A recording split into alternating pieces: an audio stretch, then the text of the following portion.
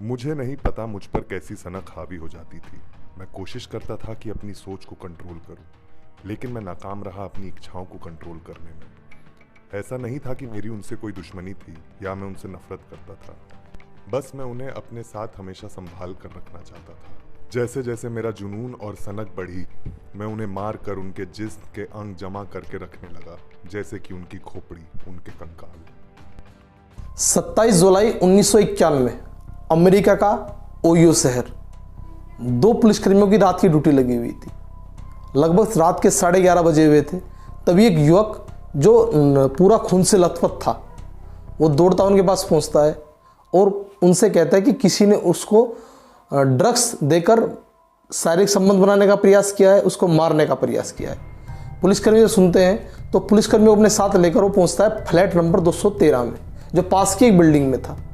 जब वहाँ पर पहुँचता है, दरवाज़ा खटखटाया जाता है और दरवाज़ा खुलने के बाद एक युवक उस फ्लैट के अंदर था।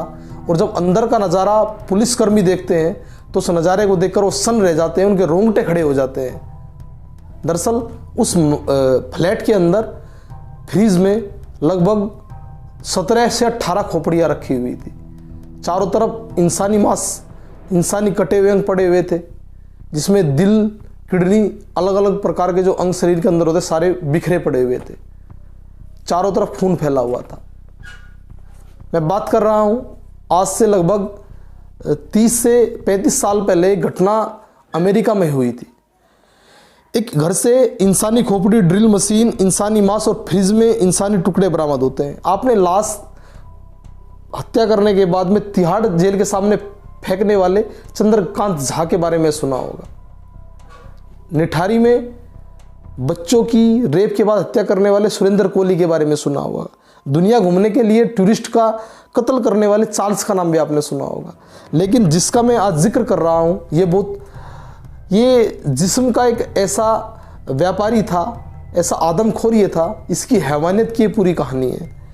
इसकी माँ एक टाइप मशीन इंस्ट्रक्टर थी, पिता केमिस्ट थे। जब ये बचपन में विद्यालय में जाता था तो देखता था सड़कों पर जो दुर्घटना में जो जानवर मर जाते थे उनको उठाकर घर पर ले आता था और उन जानवरों के शरीर के साथ में चाकू से चीर फाड़ करता था। परिवार वाले पूरी घटनाक्रम को देखते थे, लेकिन देखने के बाद भी नजरअंदाज करते थे। उसके बाद जो शरीर जो जानवरों का होता है उनको केमिकल डालकर जला देता था। ग्रेजुएशन के बाद जब इसकी माँ और बाप के बीच झगड़ा होता रहता था, उसमें तलाक हो गया, तो उसके बाद इसकी हैवानियत और ज़्यादा बढ़ गई। जेफरी लियोनेल डेहमर एक सीरियल किलर था अमेरिका का। ये आदमखोर 21 मई 1960 को अमेरिका के विस्कोन्सिन नामक स्थान पर पैदा हुआ और 1978-1991 के बीच इसने जिन घटनाओं को अंजाम दिया वो आज भी इतिहास में दर्ज है। नमस्कार, मैं हूं आपके साथ प्रताप आर्य और जिस कहानी को लेकर आपके सामने आज जुड़ा हूं उसको सुनकर आपके रोंगटे खड़े हो जाएंगे, आप सन्न रह जाएंगे। ये कहानी जिस्म के नशे में धुत एक ऐसे आदमखोर की है जिसने हैवानियत की सारे हदें पार कर दी।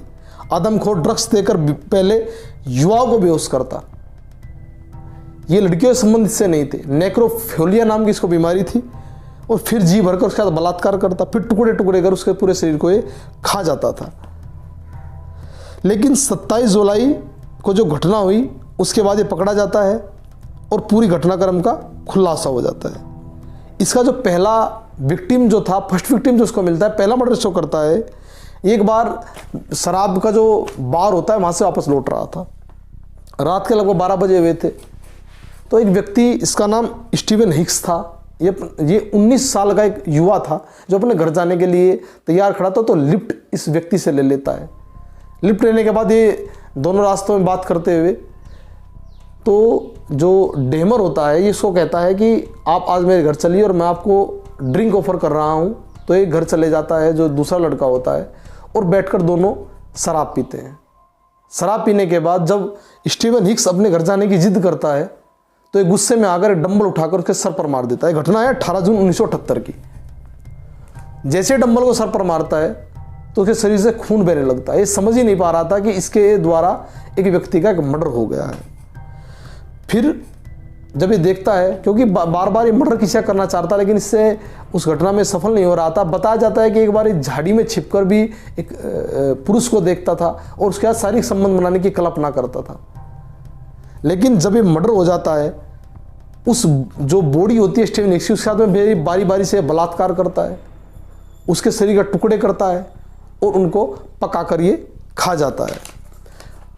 पिता जो इसके थे वो इसको ओहियो स्टेट यूनिवर्सिटी में एडमिशन इसका करा दिया जाता है, लेकिन 1981 में ये यूनिवर्सिटी को छोड़ देता है और एक चॉकलेट फैक्ट्री में काम करने लगता है। 20 नवंबर 1987 स्टीवन ट्योमी नाम का एक व्यक्ति था, एक गे बार जो अमेरिका में चलते हैं वहाँ पर आते जाते थे, समलैंगिक सम्मत वहाँ पर हैं, तो दूसरा इसका शिकार होता है। ये ड्रग्स के बहाने इसको अपने घर बुला कर ले आता है और वहाँ पर 4 नींद की गोलियाँ शराब में मिलाकर इसको पिला देता है और फिर इसके शरीर के बलात्कार करने के बाद बारी बारी से कई टुकड़े करता है।